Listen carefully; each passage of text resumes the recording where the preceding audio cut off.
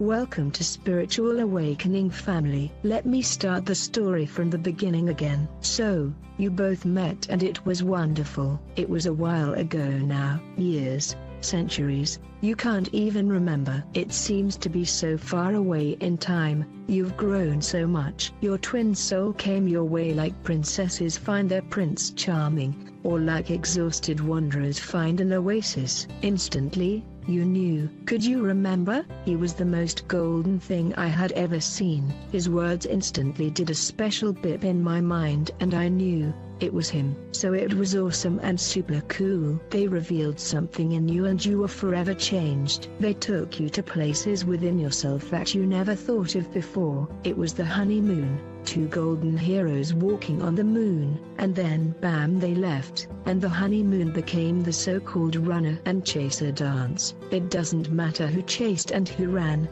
you see. What matters is, your energies, yours and theirs and those of the couple, needed to find balance. 3 different types of balance, if you see what I mean. You see, you met and it was that deep and strong and powerful and true and certain between the two of you, so that you could always remember, you would never forget the sacred bond.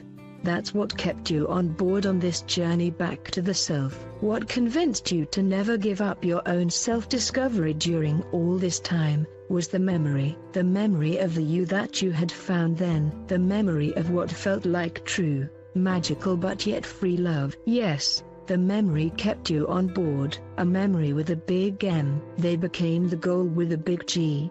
What you wanted was the couple, that's what you thought. But the truth is, but you couldn't see it at that time, ultimately the goal was you. What you were seeking there was yourself. This, through an outside divine partnership. The heartbreak was awful for both.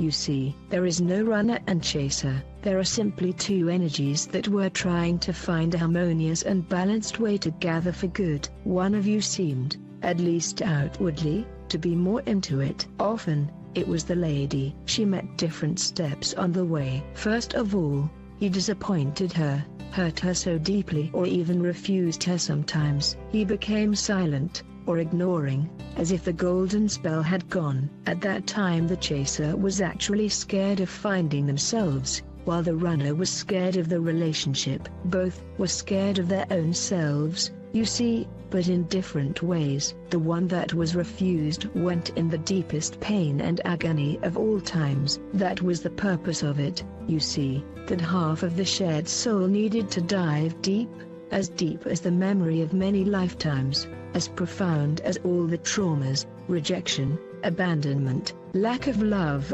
lack of purpose, lack of self-love, abuse, pain that they had lived since the dawn of all times.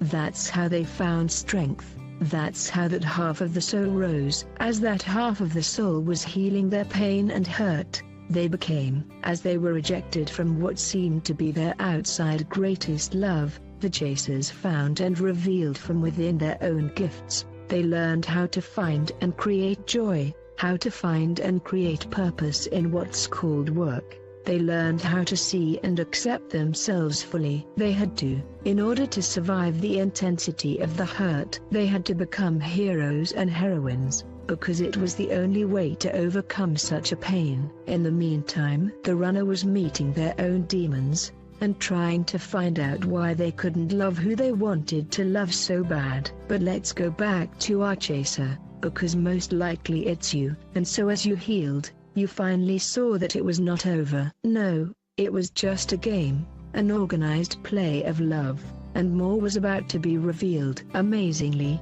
you forgave everything, reached out again, and felt that all the love was still there, breathing strongly and wildly like a new spring. You learned to give love freely, with no expectations, just as it came through words, and you gave energetic support too. The chaser had become strong enough to give love freely and without knowing if one day, that love would be returned back, and that was beautiful. Healing led to forgiveness, which led to a new ancient love, which led to giving freely. Now chasers are about to see that love is given, yes, that love should be received. Love should be given, yes, but not all of their hearts. There is still balance to find and implement there. again, now, as you'll see. Actually this is a new imbalance, but it could be one of the last.